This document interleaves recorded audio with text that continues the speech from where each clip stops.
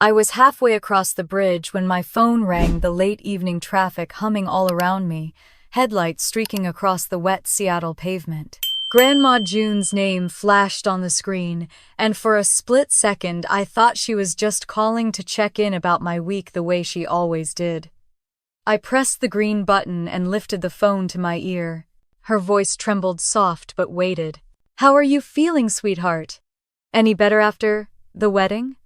My hands tightened on the steering wheel so fast the leather creaked under my palms.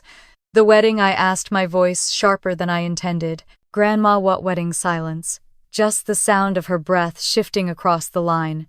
And then the words that split me wide open. "Your sister Victoria, she got married last weekend.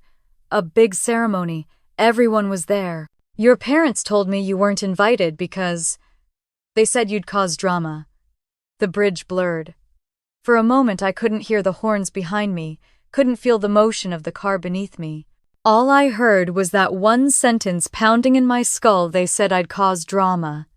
My throat burned as if something sharp had lodged inside. "Grandma," I whispered, but the word fractured in my mouth. I didn't even know. She exhaled a sound like defeat and murmured that she thought I deserved the truth. When the call ended, I just sat there in the driver's seat, the world outside continuing like nothing had changed, but mine split down the middle. I pulled onto the shoulder, heart racing too fast to keep driving. Cars whizzed by, tires spitting water, but all I could see were those images I hadn't even witnessed yet. Victoria in her lace gown, my parents' beaming champagne glasses lifted high. And me erased. Not forgotten. Not overlooked, deliberately erased. I gripped the wheel until my knuckles blanched. My parents had always found ways to make me smaller, but this was final proof. They hadn't just shut me out of a dinner or a conversation. They had carved me out of a memory that would live forever.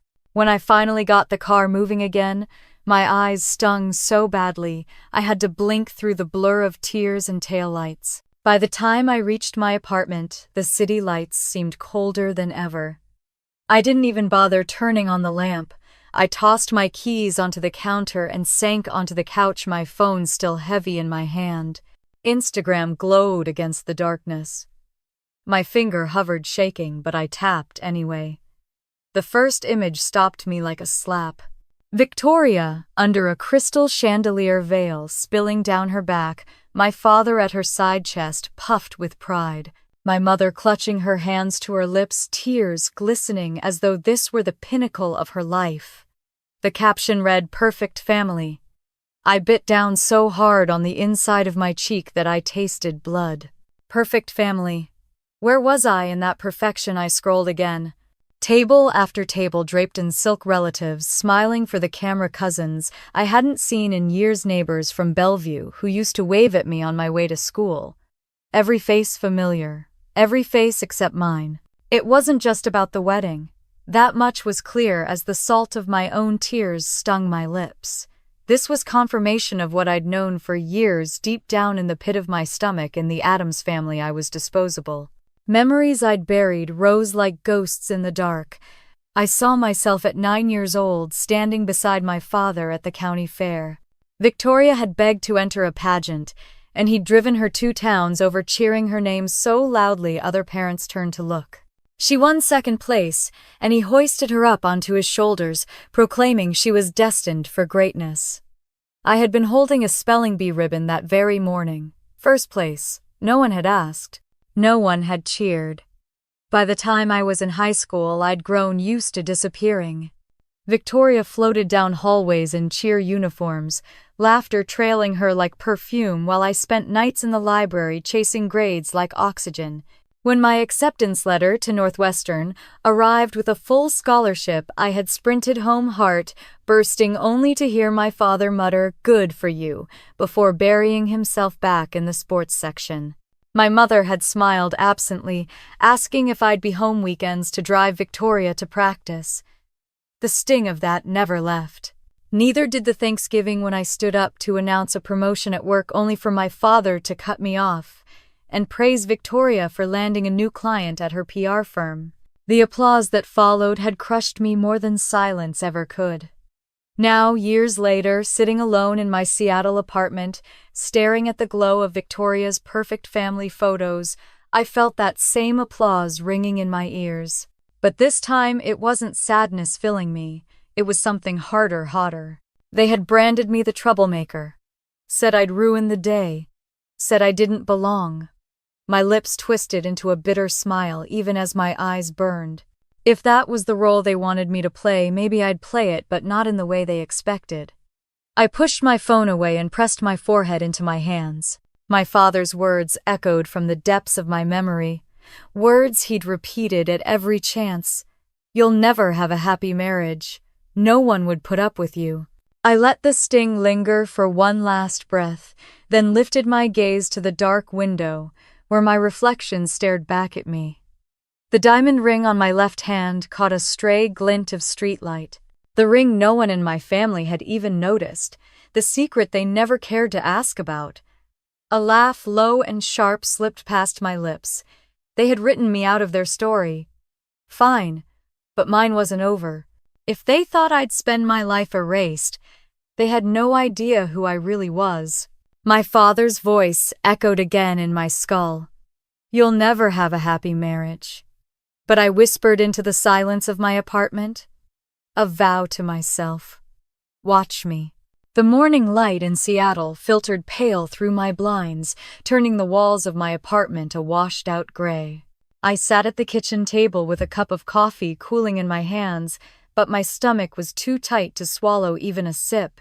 My phone was face down on the counter, yet I could feel its weight pulling at me, daring me to check again to see the endless photos of a wedding I had never been invited to. I told myself to breathe, to move on, but the truth burned too hot. My sister had walked down an aisle in lace and chandeliers, while I was sitting here invisible. My parents had cheered, toasted, smiled for photographs that would live forever, while I was branded a troublemaker, erased from the story. By late afternoon, I couldn't take the silence anymore. I grabbed my keys, shoved my arms into a coat, and drove. My knuckles whitened on the steering wheel as the skyline blurred past. I didn't even need to think about where I was going. My car knew the way. 15 minutes later, I was pulling into the long circular drive of my parents' Bellevue home. The house looked as polished as ever, trimmed hedges, and white shutters gleaming like it had been staged for a magazine shoot. Flower pots flanked the porch, and the brass knocker shone like gold in the winter light. It looked warm, inviting, even though inside it had never felt like home to me. The door opened after the second ring. My mother Helen stood there in a cream blouse and slacks, a dish towel draped over her shoulder. Her smile was strained, the kind she used at church when she wanted people to believe everything was fine. "Rachel," she said softly, almost surprised. "What are you doing here?" I stepped inside, without answering, the familiar scent of garlic and onions wafting from the kitchen. My chest was tight, but my voice came out steady. "Why didn't anyone tell me Victoria was getting married?" The towel twisted in her hands. Her lips parted, closed, then opened again. "Sweetheart, we thought you wouldn't want to be in such a big crowd. You never liked those kinds of events." A sharp laugh escaped me, echoing down the hallway. "You decided for me. You erased me because it was easier than letting me exist in your perfect little picture." Heavy footsteps sounded on the hard wood, and my father appeared from the living room. Charles Adams' glasses perched low on his nose, expression already hard as steel. "What's going on? Why are you raising your voice in my house?" I turned to him, my breath shaking but my words fierce. "Tell me why I wasn't invited." His jaw clenched. He glanced at my mother, then back at me, eyes like blades. "You want the truth because you would have ruined it. Victoria deserved her day without you making a scene. We had to protect her and protect our reputation." The floor seemed to tilt beneath me. I blinked, stunned, even though a part of me had always known. "You think I would have ruined it? All I wanted was to be there. I'm her sister." His lips pressed into a thin, dismissive line. "At the club, at church, everyone knows how difficult you are. We couldn't risk it." I staggered back, a step breath coming shallow, but before I could speak again, a voice floated cool and casual from the staircase. Honestly, it was a relief not having you there. Victoria descended slowly, her hair swept back in a sleek bun, a silk cardigan draped over her shoulders like a crown. She looked me up and down with a smirk that dripped satisfaction. You would have made it awkward. Everyone knows you don't fit in with that world. The words sliced cleaner than any knife. My chest tightened as I stared at her. This girl I once built blanket forts with whispered secrets to under our shared quilt. Now she looked at me like I was a stranger begging for scraps. You cut me out, I whispered, my throat raw. You made sure I wasn't even an afterthought. Her smile curved cruelly. It was better that way. The silence that followed pressed heavy. My mother wrung the towel in her hands, her gaze darting between us like she wanted to stop the bleeding but didn't know how. My father's expression didn't soften once. Then, as if to twist the knife deeper, he chuckled under his breath, shaking his head as though I were a child throwing a tantrum. Be serious, Rachel. You'll never get married. You don't have it in you. The words struck with the force of a punch. For years I had swallowed their slights, convinced myself that if I achieved more, worked harder, they might see me. But here it was laid bare, their judgment final and merciless. Something inside me stilled. The trembling in my hands quieted, my back straightened, and my voice came out calm, steadier than I felt. Then don't expect an invitation to mine. The room froze. My mother's mouth fell open, her eyes wide with shock. My father's smirk faltered, though he tried to mask it with disdain. Victoria blinked, her smugness cracking for a flicker before hardening again. I didn't wait for their response. I turned, shoes loud against the polished floorboards, and pulled open the door. My mother called my name soft, almost pleading, but I didn't stop. The evening air hit my face, cool and clean compared to the poison inside. I walked down the porch steps, my chest heaving. Behind me, faint laughter floated from the house, sharp and cruel as ever. Sliding into my car, I gripped the wheel and stared at the glowing windows of the home I had never belonged to. The porch light shone like a beacon for everyone but me. I started the engine, my reflection pale in the rearview mirror, but my eyes were different now. Harder, clearer. For the first time in years, I saw resolve staring back at me. The drive back into the city blurred with streetlights, my heart pounding in rhythm with the tires on the asphalt. Their words still echoed, "You'll never get married. You don't belong. You're a troublemaker." But beneath the sting, something fierce unfurled in my chest. I glanced down at the diamond ring glinting faintly on my finger, the one secret they'd never cared enough to notice. A smile tugged bitter and triumphant at my lips. They'll see, I whispered into the night. They'll see how wrong they were.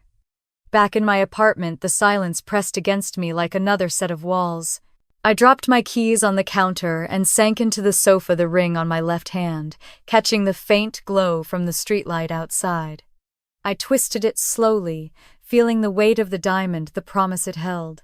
They hadn't even noticed. All those dinners, holidays, awkward afternoons when my mother asked if I was seeing anyone, and I'd said little. The truth was there on my hand, glinting in plain sight, and they'd never cared enough to look. I leaned my head back against the cushions, my chest aching. For years I'd kept Ethan a quiet secret from them. Not because I was ashamed, but because I knew how it would play out. Mockery, comparisons. Some cutting remark to remind me I'd never be Victoria. But now, sitting here in the dark, I realized I was done hiding. I closed my eyes, and the memory of the first time I met Ethan drifted back like a bomb. Sophomore year at Northwestern. The lecture hall was packed with 200 students, the professor droning through supply and demand slides. My pen scratched furiously, desperate to keep up, when a folded slip of paper landed on my notebook. Startled, I opened it. A neatly drawn graph stared back at me, the lines cleaner than the ones on the projector. At the bottom, a note, "Looks like you're working harder than the professor." I turned, and there he was, a tall guy with sandy hair and sharp green eyes, grinning at me like we'd already shared a joke. That was Ethan. After that, he seemed to appear everywhere: study groups in the library, late-night coffee runs, marathon cram sessions before finals. He wasn't like the other finance majors who swaggered on their father's names. He respected the grind. He respected me. When I told him about the scholarship that got me here, he didn't brush it off. When my parents forgot to call after I won an award, he showed up at my dorm with takeout Chinese and a smile that never made me feel small. Years later, when he asked me to marry him, it hadn't been in some grand display. We were sitting in his sleek condo in downtown Seattle, a bottle of wine half empty between us. He reached across the couch, slipped the ring onto my finger, and said, "Rachel, I don't care what the world thinks. I just know I don't want another day without you." The tears had come fast, not from sadness but relief. For once someone saw me not as the family troublemaker, not as the shadow of Victoria, but as someone worth choosing. The sound of a key in the lock pulled me from the memory. The door opened and Ethan stepped in, loosening his tie, his jacket slung over one shoulder. His eyes found mine immediately. In 2 strides, he was beside me, brushing a strand of hair from my face. "Rough day?" he asked softly. I let out a laugh that cracked at the edges. "That's one way to put it." He sat beside me, arm curling around my shoulders, grounding me. "Tell me." The words spilled out faster than I thought possible. Grandma's trembling call, the photos online, my parents' cold faces, my father's cruel declaration that I would never have a happy marriage. Each sentence felt like glass leaving my throat. By the time I finished, the room was thick, with silence broken only by the hum of the refrigerator. Ethan didn't interrupt. He just held my hand, thumb tracing circles against my skin, letting me unravel without judgment. Finally, he spoke, voice steady. "They don't get to define you. They never did." Tears burned behind my eyes, but I didn't fight them. I leaned against him, soaking in the warmth of someone who didn't see me as a burden. "To them, I'm nothing," I whispered. His jaw tightened. He lifted my left hand, the diamond catching the dim light. "Then we don't need them. When the time comes, when we stand in front of the people who love us, we'll choose who deserves to be there." I stared at the ring, the promise it carried. For months, I'd clung to scraps of hope that my family might finally see me. But here, Ethan was offering me something different: freedom. I squeezed his hand, a flicker of strength sparking in my chest. He smiled, that steady smile that had carried me through every storm, and kissed the top of my head. The rest of the night passed in a quiet that didn't feel heavy. We ordered dinner but forgot to eat it. We sat with the television murmuring in the background, his arm around me, my breath finally slowing. The chaos of my family buzzed faintly in my mind, but it no longer felt like the center of my world. Later, when we lay down in bed, his words replayed in my head. "We will choose." For the first time, the idea of a wedding didn't feel like a dream I'd never reach. It felt like a vow waiting to be fulfilled, a day where I would stand tall and decide who had earned the right to witness it. And I knew without doubt some faces would not be there. The next morning, sunlight spilled across my desk at work, catching on the rim of my coffee mug and the edges of spreadsheets scattered before me. My team huddled around the conference table, tense. A client worth millions was threatening to pull out unless we stabilized their portfolio before the market closed. I stood at the head of the table, my voice steady as I walked them through a new strategy: shift resources, here hedge exposure, there. Call the client directly to reassure them we were already executing. For 2 hours, I commanded the room, recalculating, directing, steadying the panic. And when the market closed, we had turned the tide. The CEO, Michael Grant, intercepted me in the hallway as I left the boardroom. Tall, stern, rarely one to praise, he placed a hand on my shoulder. "That was textbook leadership, Rachel. You saved us all a headache. Keep this up and I see a very clear future for you here." His words lit something inside me that had long been starved: recognition freely given. I thanked him, forced my voice level, but inside a small flame of pride burned. Yet even in that victory, I thought of family dinners back in Bellevue. Every Sunday, I'd try to share pieces of my work only to be cut off by my father with a dismissive, "Enough about spreadsheets, let Victoria tell us about her gala." My mother beaming, my sister smirking, my words shrinking to silence. Not anymore. That evening, as I walked out of the office into the crisp Seattle air, I reached for my phone. The diamond glinted again, a quiet reminder. My parents might have laughed, my father might have told me I'd never marry, but the truth was already on my finger. They had no idea what was coming. I paused on the sidewalk, the city buzzing around me, and whispered into the twilight. We'll see who has the last word.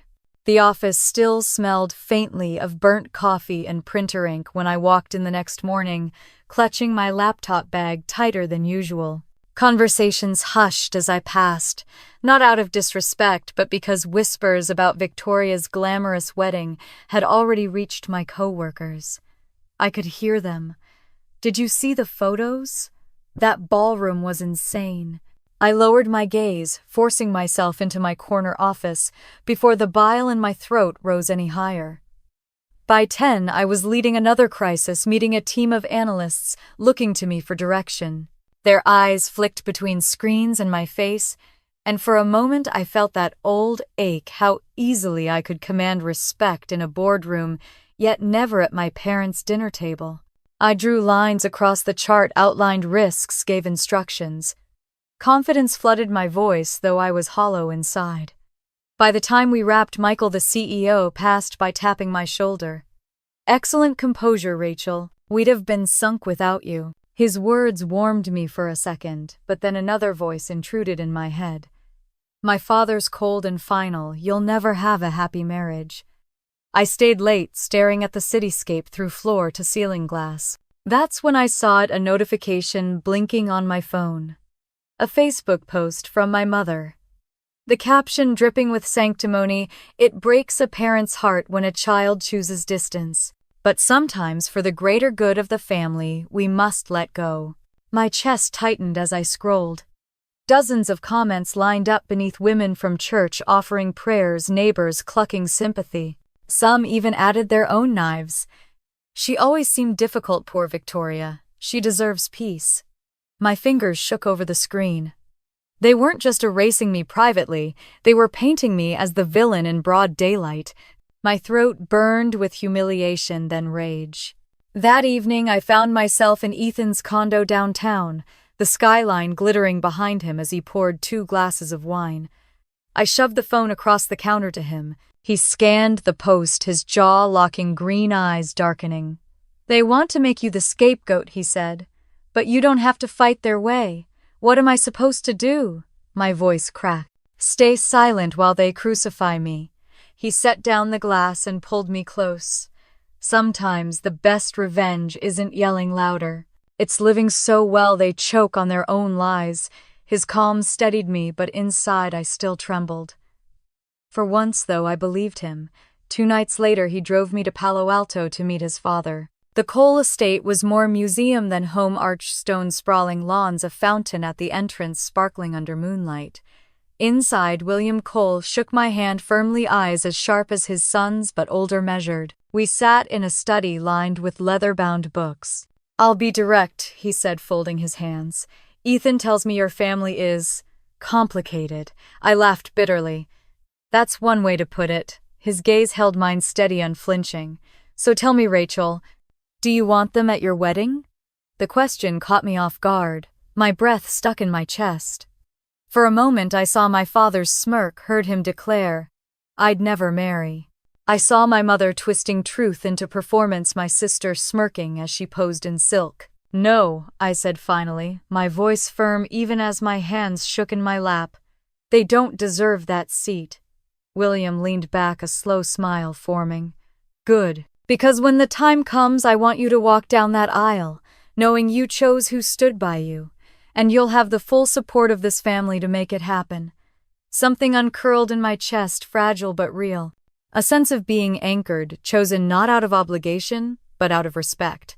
Back in Seattle days later, I sat at my own kitchen table, envelopes spread before me. Names I loved flowed easily from my pen: Grandma June, Aunt Margaret, the cousins who had slipped me secret notes of encouragement at holiday dinners. But when I reached for the names of my parents, my hand froze. The pen hovered, then stilled. Slowly, I set it down. The space on the envelope remained blank. As I stared at the empty spot where their names could have been, my phone buzzed. A text from my father. "You can play dress up all you want. No one will care about your little wedding." My fingers shook, but a laugh bubbled out, sharp and unsteady. I snapped the phone shut, sliding the envelope away. My heart pounded, but the tremor in my hands felt less like fear and more like fire. Standing by the window, the lights of the city blinking against the dark, I whispered into the glass to the ghost of his voice in my head. "You'll see." The diamond on my finger flashed once, in the reflection bright and defiant. Morning light streamed through the blinds of Ethan's condo, catching on the ivory envelopes spread across the dining table. I sat there in my robe, pen in hand, my stomach tight as I wrote the names of the people who truly mattered: Grandma June, Aunt Margaret, my cousins Emily and Grace, a few friends from work who had stood by me through every storm.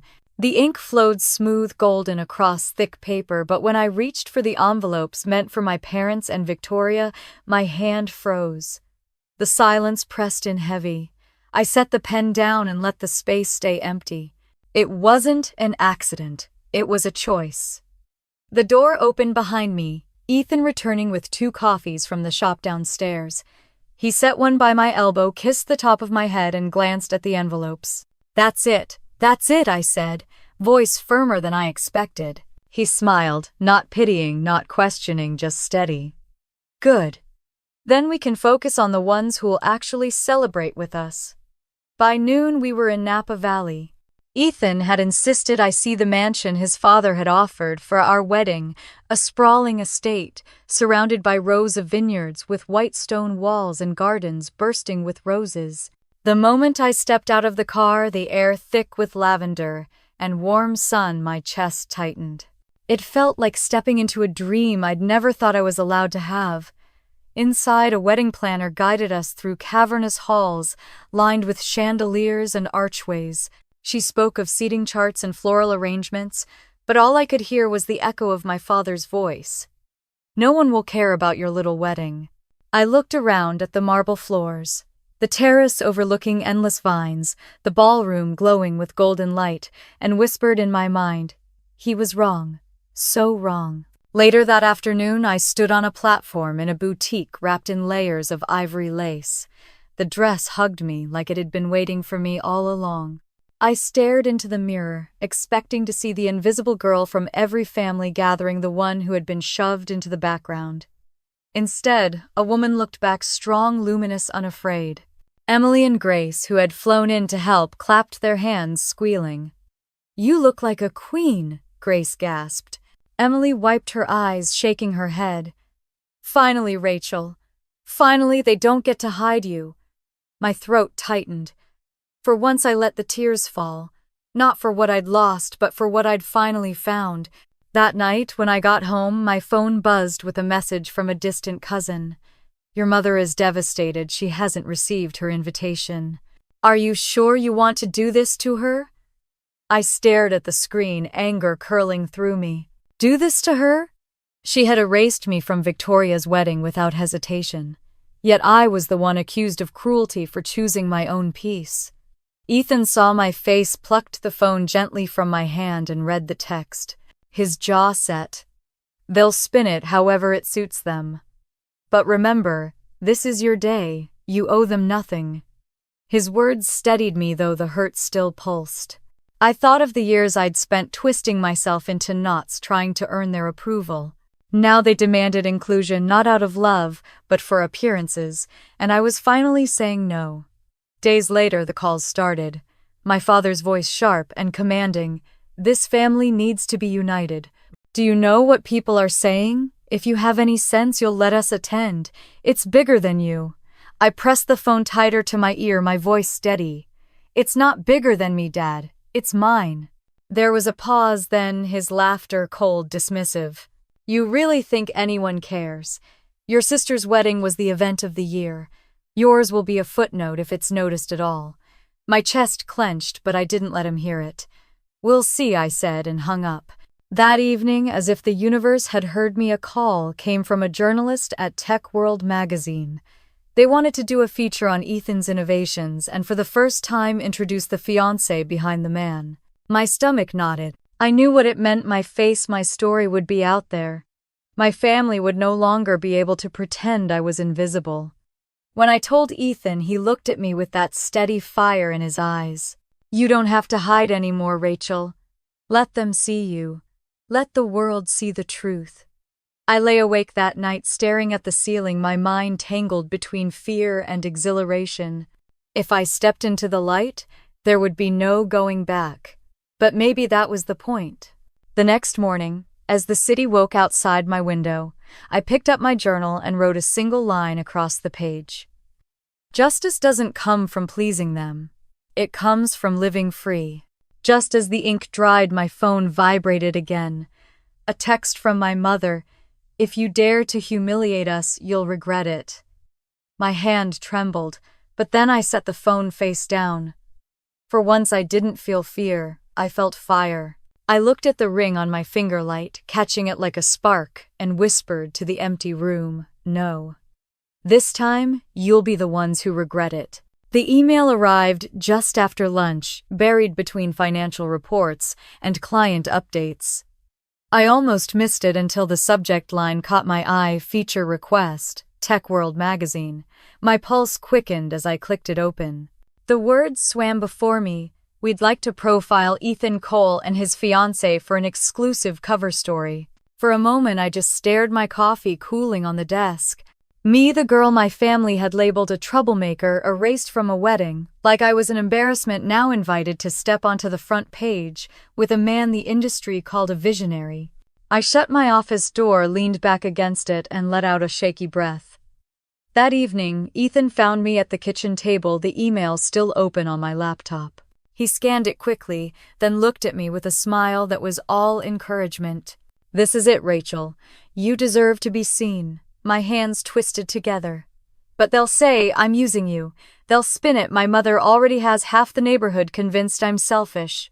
Ethan reached for me, lifting my chin until I had no choice but to meet his eyes. "Let them. You've been living under their version of you for too long. Now the world gets to see the truth." 2 weeks later, we stood on the stone steps of the Cole mansion in Napa, cameras flashing in every direction. Stylists adjusted my hair, pinned the silk gown at my waist, and positioned me beside Ethan as the photographer barked instructions. The scent of roses drifted in the air, the vineyard stretching green and endless behind us. "Perfect, Rachel," the photographer said, lowering his camera. "You've got the kind of face that tells a story. Don't hide from it." For once, I didn't want to. When the interview came, the journalist asked questions about Ethan's innovations, his company's trajectory, his vision for the future. Then her gaze slid to me. "And you, Rachel, what has it been like to stand beside him through all of this?" I hesitated, but Ethan's hand squeezed mine. My voice steadied. "I know what it's like to be overlooked, dismissed." But Ethan never let me feel small. He saw me, and together we've built something no one can erase. The journalist's eyes softened as she scribbled notes. "That's powerful." By the time the shoot wrapped, I was exhausted but buoyant. For once, I wasn't invisible. But my phone told a different story. Notifications stacked high, dozens of texts, missed calls. When I opened the first, it was from my mother. "What are you doing parading yourself in the press? You're humiliating this family. Come home and stop this madness." I scrolled. Another from my father. "You think you can fool people, but no one will care about you. You'll never have a happy marriage, Rachel. Mark my words." I stared at the screen until the letters blurred. The same sentence he'd spat in my face weeks earlier now resurrected in black and white. My throat tightened, but then I felt Ethan's hand on my back grounding me. "They'll see soon enough," he said quietly. The issue hit stands the following Monday. Our photo dominated the cover, Ethan sharp in a navy suit, me in an ivory dress, eyes locked on each other beneath the headline, "The Private Fiancé of Tech Visionary Ethan Cole." The internet lit up within hours. Articles dissected my background, speculations swirled, comments flooded in. Some praised me, she's stunning, she looks strong finally. Someone genuine. Others were cruel gold digger troublemaker in disguise. But I kept scrolling, my heart hammering because beneath the noise was the truth. I was no longer invisible. By evening, another storm hit. My cousin sent a screenshot of my mother's latest Facebook post. As parents, we can only pray for our daughter Rachel, who has chosen to distance herself from us. We love her, but she insists on creating drama. Still, we forgive. Forgive, the word nearly choked me. They had painted me into a villain so perfectly, now parading as saints to an audience that didn't know better. But this time, the comments didn't flow in their favor. Didn't you cut her out of Victoria's wedding? If you loved her, why wasn't she there? The tide was turning. Later that night, curled on the couch with Ethan, I watched the TV replay clips of us at the photo shoot, our smiles frozen on screen. The anchor's voice floated over the footage. Seattle native Rachel Adams, once a quiet figure, is now stepping into the spotlight as the fiancé of billionaire Ethan Cole. The phone buzzed again. I glanced at it. 55 missed calls. Mother, father, Victoria. Their names stacked one after another, relentless. I set the phone face down on the table, my chest rising and falling with a steadiness I hadn't felt in years. They can call all they want, I whispered. But I'm not answering. Not this time. Ethan pulled me close, his voice low in my ear. Because now, Rachel, it's your story, not theirs. The diamond on my finger caught the light from the TV, sparkling like a promise, and I let myself believe him. The morning after the magazine dropped, my phone wouldn't stop buzzing. Emails, texts, interview, requests, everyone wanted a piece of the story. But buried beneath the flood was a message that made my stomach twist. Rachel, we need to talk. Meet me at the cafe on 5th. Victoria. I stared at it for a long moment, thumb hovering. My sister, the same one who had smiled as I was erased from her wedding, now wanted to talk. Against every instinct screaming to ignore her, I typed back one word: fine. The cafe was half empty when I walked in. The hiss of espresso machines filled the silence. Victoria sat near the window in a camel coat, a designer bag slouched against her chair. For once, she didn't look polished. Her hair was loose, her eyes rimmed with exhaustion. She didn't waste time. You've made quite a splash. I slid into the seat across from her, folding my arms. That's one word for it. Her gaze flicked nervously toward the barista before she leaned in. Look, the family's struggling. Dad's been cornered at the club, investors are whispering. And Daniel's startup. She broke off, chewing her lip. It's not good. My chest tightened. Of course. So that's why you asked me here. Not because you suddenly remembered you had a sister. Victoria flinched. Rachel, it's not like that. You don't understand the pressure.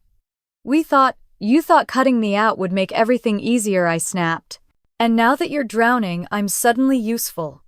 She swallowed, hard, eyes glistening. If you could just talk to Ethan. Or his father. One introduction could save us. I stared at her, stunned by the audacity. You erased me from your life, from your perfect wedding, and now you want me to clean up your mess. Her voice cracked. I'll tell Mom and Dad to back off. I'll make them apologize. Just please help us. I leaned back, a bitter laugh spilling out. An apology in exchange for a bailout. That's not family, Victoria. That's a business transaction. Her shoulders sagged, the smugness that once defined her face replaced by desperation. But my mind flashed back to that night at their house, her cool words. It was better that way. I would never forget. I stood, slipping on my coat. You wanted a world without me. Congratulations. Live in it. Her lips parted, but no sound came. I walked out, leaving her with her untouched latte and her unraveling empire. Back at my apartment, the missed calls from my parents stacked like a tower of ghosts. My father's voicemail was clipped sharp. Rachel, this has gone far enough. Stop embarrassing us. Let us attend your wedding, and we can restore the family's name. My mother's followed, her tone dripping sweetness. Sweetheart, think carefully. It will make everything easier if you just let us in. Families heal. Remember, I pressed delete on each one, my throat tight. Families heal. Did families erase one daughter to celebrate another? Did they laugh while calling her a troublemaker? That evening, Ethan came home to find me pacing the living room. They won't stop, I told him. First Victoria, now my parents. All they see is leverage, not me. He pulled me into his arms. Then say no. You don't owe them anything. I know, I whispered, voice shaking. But part of me still wanted them to want me for me. Ethan tilted my chin, eyes burning steady. Rachel, they never will. But you've built something stronger with me, with the people who chose you. That's what matters. The following weekend, we attended a charity dinner in downtown Seattle. The ballroom buzzed with chatter, crystal glasses clinking. As we entered, cameras flashed, and the announcer's voice carried, "Please welcome Ethan Cole and his fiancée Rachel Adams." I smiled, walking tall beside him. For once, the attention didn't suffocate, it felt earned. But halfway through the evening, I spotted them. My parents seated at a table across the room, their eyes fixed on me. My mother's smile was strained, my father's jaw tight. Victoria sat between them, pale, her gaze darting nervously. During intermission, they cornered me in the hallway near the restrooms. My father's voice was low but urgent. "Rachel, listen. The press is making us look like monsters.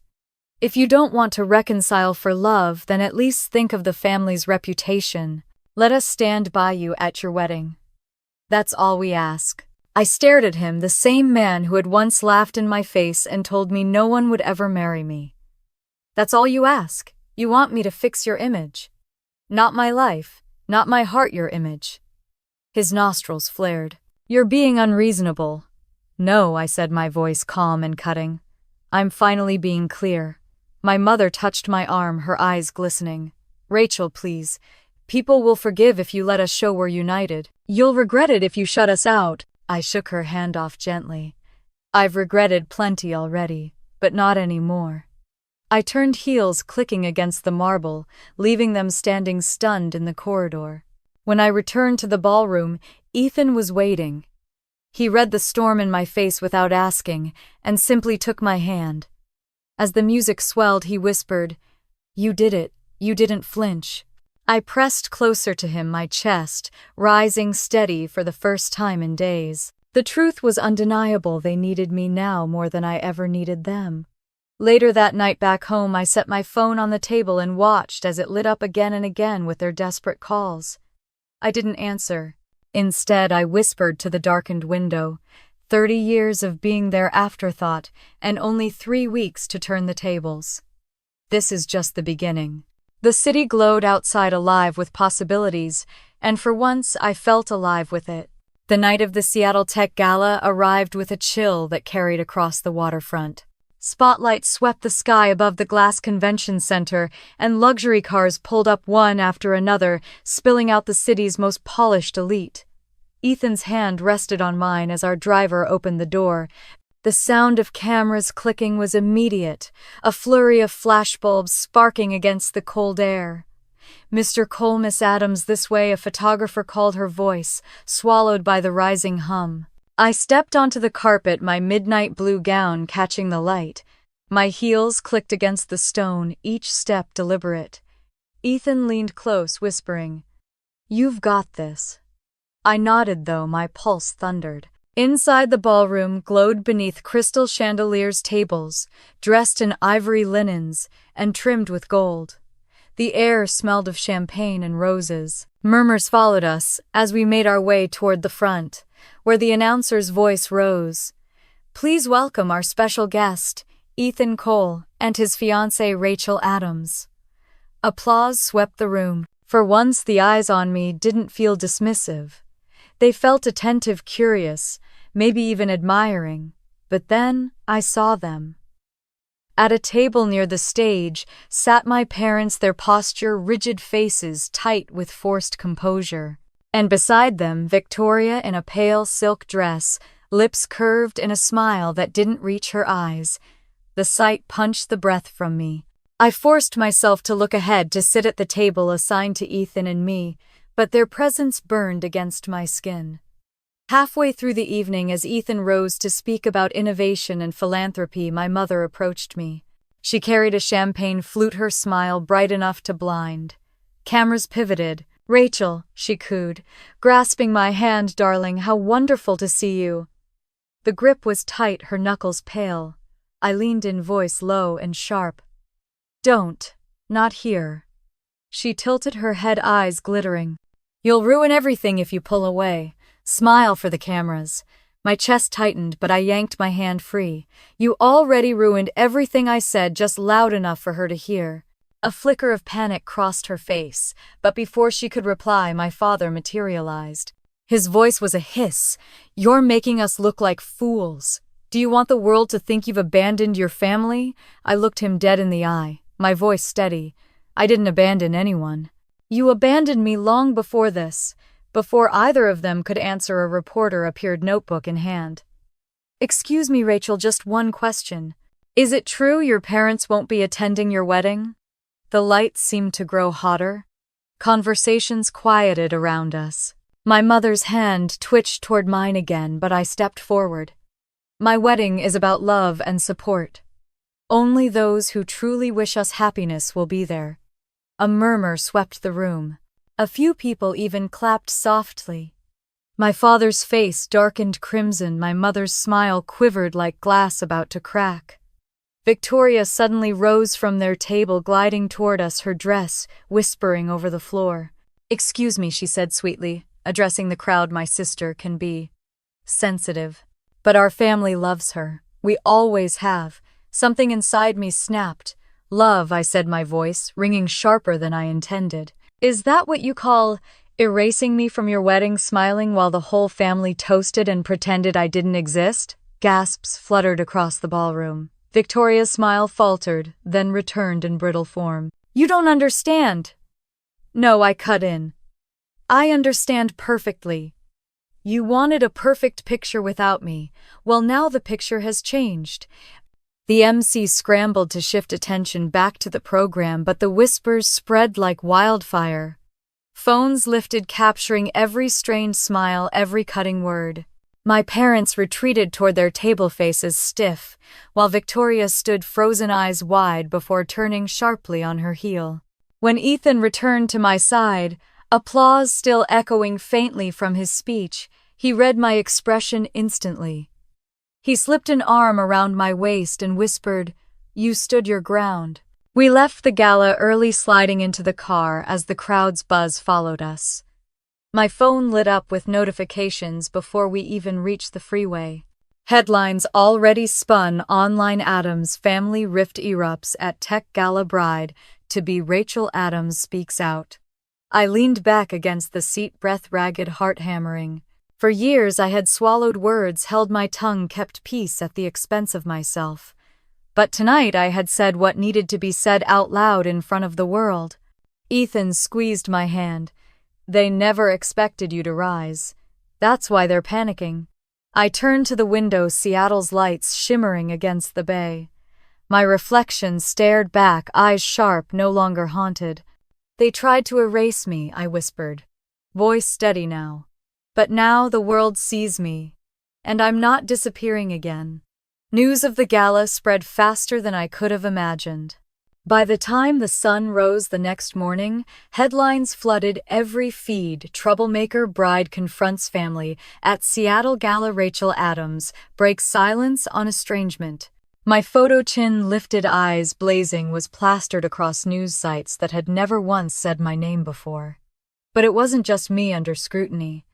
My father's company was dragged into the spotlight. Commentators questioned his leadership, murmured about hypocrisy. If he can't manage his own family, one columnist wrote, how can he manage multi-million-dollar partnerships? By midday, an investor had pulled out, citing instability of reputation. At the office, whispers followed me, but this time they weren't pitying. One coworker leaned over as I poured coffee. "You know, Rachel, I think you were brave. A lot of us saw that clip." She gave me a nod that felt heavier than applause. "Respect." The thing I'd chased all my life was finally mine without them granting it. That evening, I sat on my balcony, Seattle's skyline glowing like fireflies across the water when my phone rang. Victoria. I almost let it go to voicemail, but curiosity won. Her voice cracked the moment I answered. Rachel, please. We need to meet. It's bad. Everything's falling apart. Against my better judgment, I agreed. The cafe was dim, filled with the smell of burnt beans and old wood. Victoria sat in the corner, pale under the yellow light, her hands clenched around a paper cup she hadn't touched. When she looked up, her eyes were swollen, her eyeliner smudged. "Thank you for coming," she whispered. I slid into the chair opposite, folding my arms. "Say what you need to say." Her lips trembled. "Daniel's startup, it's collapsing. Investors are backing out. We're drowning in debt. If you could talk to Ethan or his father, just one introduction, one call." The audacity made me laugh. Sharp, humorless. "So, now I'm useful. After you cut me out of your wedding, after you let them call me a problem for 30 years. Now you need me." Tears filled her eyes. I didn't know what to do. I just wanted things perfect. "But I swear if you help us, she swallowed. "I'll convince Mom and Dad to change, to finally give you what you deserve." I leaned forward, my voice low, every word edged. "You don't have the power to give me what I deserve. You never did, and you'll never barter my existence like a bargaining chip again." Her face crumpled. For a moment I thought I might feel pity, but all I felt was release. I stood slipping on my coat. "You chose your picture-perfect world without me. Live in it." She reached out as if to stop me, but I walked away, the sound of her muffled sobs following me out into the night. When I returned home, the storm hadn't abated. 2 voicemails waited, my father's voice clipped, commanding, "Rachel, this circus has gone far enough. Let us attend your wedding. We can restore the family's name." The second, my mother's saccharine, "Sweet darling, think carefully. Families can heal if you let them. Don't throw this chance away." I pressed delete on both, my pulse steady. Later, while Ethan and I ate takeout on the couch, I told him everything. He listened quietly, his eyes never leaving mine. When I finished, he set down his fork and said simply, "They've mistaken you for leverage. But you're not leverage, Rachel. You're free." The words sank deep, soothing some part of me still raw. 2 nights later, the storm came to my doorstep. A knock rattled the door, sharp and insistent. I opened it to find my parents standing there, coats pulled tight against the cold faces drawn. My father's tone was measured, but his eyes burned. "Rachel, enough. We need to talk." I crossed my arms. "Talk." He glanced at my mother before continuing. "The press is destroying us. If you allow us to be present at your wedding publicly, visibly, we can all walk out of this with dignity." I almost laughed. Dignity. That was what he wanted to salvage. Not me. Not the 30 years of silence and scorn. His dignity. "You're not asking to be part of my wedding," I said, voice calm. "You're asking me to fix your reputation." My mother stepped forward, eyes glistening, voice trembling in her well-rehearsed way. "Rachel, please, we love you. People will forgive, but only if you let us stand by you. Don't let pride ruin what's left." I shook my head. Love doesn't erase someone. Love doesn't brand them a troublemaker. Love doesn't sell them out for appearances. My father's voice hardened. "You're making a mistake." I straightened shoulders, squaring. "No. For the first time, I'm not." Their faces froze, brittle and pale. For once, I wasn't the one begging. I closed the door. Inside, the apartment was quiet except for the thud of my heart. I pressed my palms against the wood, breathing deeply. Years of bending, of breaking myself to fit their version of me ended in that moment. When I turned, Ethan was standing there, steady as ever. He pulled me into his arms. "You did it," he murmured. "You finally drew the line." I buried my face in his shoulder, tears spilling, but they weren't the old tears of despair. They were the tears of someone finally free. Later, alone by the window, I stared out at the city lights flickering against the dark sky. My phone buzzed again with their names, but I didn't move. I only whispered to my reflection. They once said I'd never have a happy marriage. Soon the whole world will see just how wrong they were. The sun dipped low over Napa Valley, painting the vineyards in a golden haze as guests began arriving at the Cole estate. Rows of black cars wound up the hill, headlights flickering like fireflies, spilling out men in tuxedos and women in gowns that shimmered under the last streaks of daylight. The air smelled of roses and champagne, carried on a soft California breeze. From behind the carved oak doors of the mansion, I pressed my hands against the silk of my dress to steady them. The lace bodice hugged me like armor, the long ivory train pooling across the polished marble floor. In the mirror, a woman stared back at me who barely resembled the shadow that had been told she'd never marry, never belong. "Ready?" Ethan asked, stepping into the room, his navy suit sharp against the candlelight.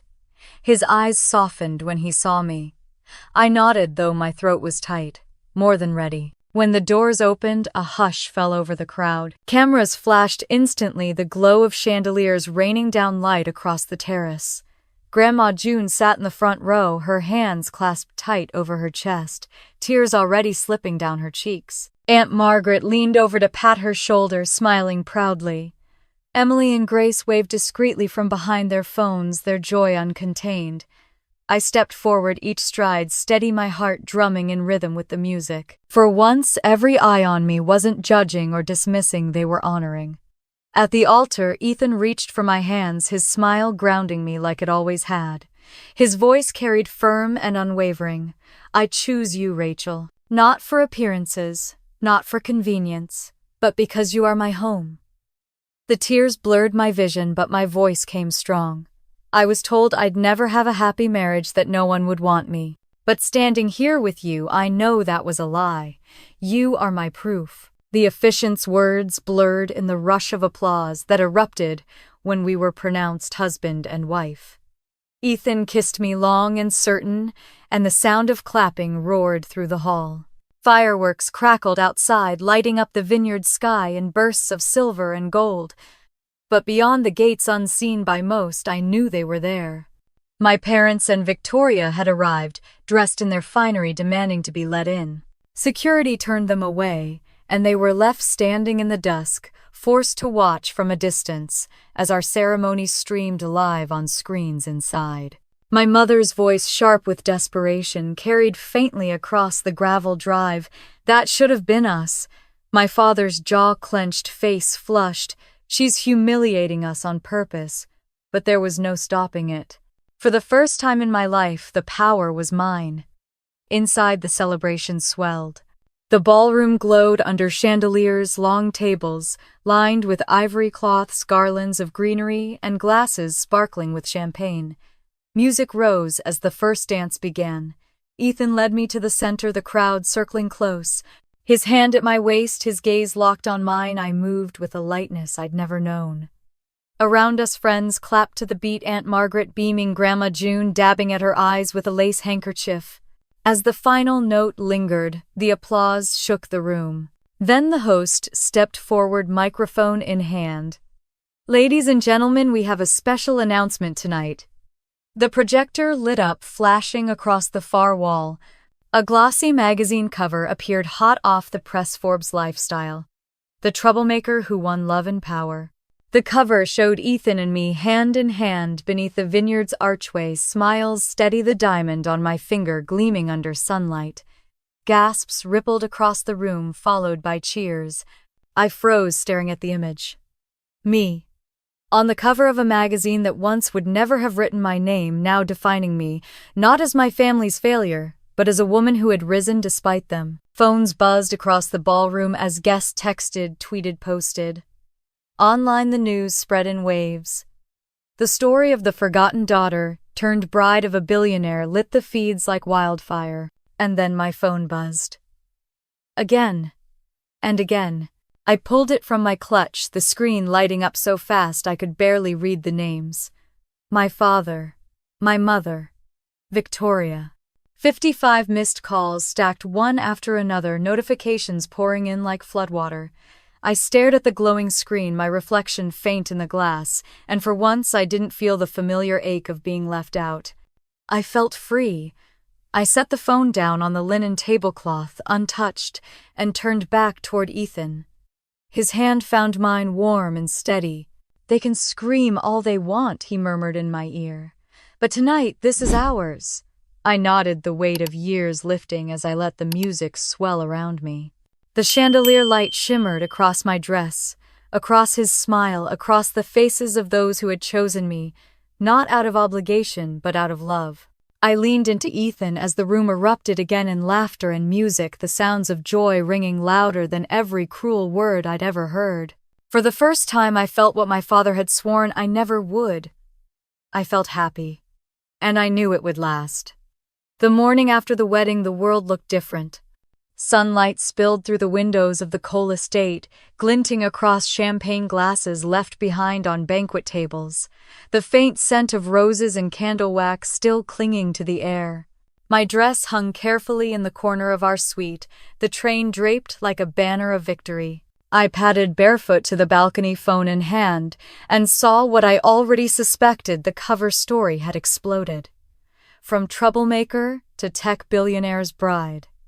The headlines screamed from every major outlet. Our photo on the vineyard steps had been reposted thousands of times, dissected, praised, gossiped over. Strangers I'd never met called me resilient, strong, inspiring. For once, my name wasn't a shadow of Victoria's. It was mine alone. But the praise wasn't universal. As I scrolled, I found the other voices, ones I knew all too well. My father's clipped text, "You've humiliated this family. Answer the phone." My mother's desperate messages, "How dare you shut us out? You've embarrassed us in front of the entire community." Victoria's voicemail, tearful but still sharp at the edges, "You didn't have to do this to us." I set the phone down on the balcony, railing the vineyard stretching endless and serene before me. They still didn't understand. None of this was about them. Later that day, the fallout became clearer. Charles Adams's company was trending for all the wrong reasons. Reporters circled like vultures, questioning whether the family scandal reflected on his leadership. A board member had resigned. A longtime client had pulled out of a contract. For a man who cared more about his reputation than his daughter, this was the sharpest wound. Helen fared no better. Her carefully curated image as a gracious wife and church leader cracked under scrutiny. Screenshots of her Facebook posts, the ones calling me selfish and dramatic, began circulating alongside photos of me on the magazine cover. The comments beneath were merciless. Some mother, she erased her own daughter. Now she wants sympathy. And Victoria, her shiny new marriage, had already lost its sheen. Daniel's startup collapsed under the weight of unpaid debt, investors pointing to family instability as one more reason to bail. Their mansion, bought on promises of success, was now up for sale. I watched all this unfold, not with glee but with a strange, heavy calm. Karma had done what I never could. By evening, my phone rang again. This time it was a video call. Against every instinct, I answered. Their faces appeared, all three of them together. My mother's eyes were red, my father's jaw tight, Victoria pale and drawn. For a fleeting moment, I saw the family portrait we might have been if things had ever been different. But then my father spoke. "Rachel," he said, stiffly, "enough is enough. This feud is destroying us. If you bring us back into the fold, if you let us appear at your side, we can salvage what's left." I laughed, softly shaking my head. There it is. Not a word about love. Just reputation. Just salvaging. My mother leaned forward, her voice trembling. "We love you, sweetheart. People can forgive, but only if you let us stand beside you. Don't let pride ruin what's left of this family." I felt Ethan step behind me, his hand resting on my shoulder, silent but steady. I looked into the camera, meeting their eyes one by one. "You didn't just miss a wedding, you missed years of chances. Every spelling bee, every scholarship, every promotion. You called me names, cut me out, branded me a problem. And now that you've lost control, you expect me to hand it back. No, I'm done. Victoria's lips trembled. Rachel, please. No, I said firmly. You chose your side when you stood in that ballroom without me. Now, I'm choosing mine. I ended the call. Their faces blinked out, replaced by the quiet reflection of my own. For a long moment I just sat there, my breath ragged, my heart pounding. Then Ethan pulled me into his arms. You did it, he whispered. You finally set yourself free. I buried my face against his chest, the tears spilling. But they weren't the old tears of invisibility. They were new tears of release. Later that night I called Grandma June. She picked up on the first ring, her voice warm even through static. Oh, sweetheart, I saw the photos. You looked radiant. I swallowed, my throat tight. Grandma, they called. They wanted me to let them back in. She sighed, the kind of sigh that carried decades of wisdom. Family is who shows up, Rachel, not who demands a place when it suits them. You've found yours now. Don't forget that. I closed my eyes, letting her words soak through me. She was right. My family wasn't the one that had tried to erase me. It was the one that stood beside me without condition. Ethan, Grandma, Margaret, my cousins, my friends. When I hung up, I walked out to the balcony again. The night sky stretched, wide stars winking like promises overhead. Below, the vines rustled softly, steady and rooted, just like I finally felt. My father once said I'd never have a happy marriage. Tonight, as I slipped my hand into Ethan's and felt the ring glint under the starlight, I knew he'd been wrong all along. I had not only a marriage, but a life of my own choosing. And that was something they could never take back. 3 weeks after the wedding, the Cole estate was quiet again, its gardens no longer buzzing with photographers or guests, but alive with the softer sound of birdsong and rustling leaves. I sat on the porch swing with a cup of tea, the morning air crisp, watching sunlight spill across the vineyards. The world had shifted since that day, yet here, wrapped in silence, I felt something I had chased for years: peace. Inside, Ethan's laughter drifted faintly from the kitchen as he argued playfully with Aunt Margaret about whose pie recipe deserved the center spot at the next family dinner. Emily and Grace sprawled on the sofa with fabric samples for holiday decorations, chattering excitedly. Grandma June sat in the armchair nearest the fire, her shawl draped across her shoulders, her smile soft as she looked around the room. For once, every face that surrounded me was one that wanted me there. I stepped back inside, setting my cup down. "What's all this?" I asked, amused. Emily grinned. "We're planning the first official Adams Cole Thanksgiving minus the toxic branch of the tree." Grace giggled. "We might even outdo Victoria's wedding decor. No silk, just fairy lights and pie." Their laughter filled the room, and I let it wash over me. For years, gatherings had been minefields where I waited for the next cutting remark, the next dismissal. Now the air was light, genuine. Later, when the cousins slipped out, and Margaret bundled herself into her coat, I lingered with Grandma June by the fire. She reached for my hand, her fingers warm and papery. "Sweetheart, I don't think I've ever seen you shine like this." Tears stung my eyes. I didn't think it was possible. For so long I thought family meant the ones who hurt me. Her grip tightened. Family is who shows up. And look at you now, surrounded by people who see you, who choose you. Don't ever doubt that again. That night, Ethan and I hosted a small dinner with a few close friends. Candles flickered across the table, the scent of roasted chicken and rosemary filling the air. As the plates cleared, Ethan rose, glass in hand. "I want to make a toast," he said, his voice firm, but filled with warmth. His gaze found mine across the table. "To Rachel. She has shown me, and I think all of us, that strength isn't about shouting the loudest or bending yourself to fit someone else's mold. It's about standing up even when the people closest to you try to push you down. She's not just my wife. She's my partner, my equal, my proof that love wins over cruelty." The room erupted in applause. My cheeks burned, but my heart swelled. For the first time, words about me weren't barbed or dismissive. They were proud, reverent. After the dinner, I slipped out onto the balcony. The night air was cool, scented faintly with lavender. I leaned against the railing, letting the quiet settle. My phone buzzed in my pocket. Another message from Victoria. If I truly change, will you give me a chance? Someday I stared at it for a long moment, my heart heavy but steady. I didn't reply. Forgiveness maybe one day. But not today. Not while the wound was still raw. Tonight wasn't about them. It was about the life I was building without their approval. Ethan joined me, sliding an arm around my waist. "What's on your mind?" I showed him. The message then set the phone face down on the railing. "I don't need to answer. Not now." He kissed my temple, murmuring, "Exactly. This is our story, not theirs." The stars glimmered overhead, endless and unbothered by the chaos below. I thought of all the years my father's words haunted me. "You'll never have a happy marriage." Tonight, with Ethan's arm around me, and laughter from our friends echoing inside, I knew the curse had been broken long before. When I went to bed, I opened my journal and wrote, "Family is not blood. Family is love, freely given, respect earned, and belonging chosen." To those listening now, I want to say this. If you've ever been told you're not enough, if you've ever been cast out or silenced by those who should have cherished, you remember, you have the right to choose who deserves your heart. You are not what they call you.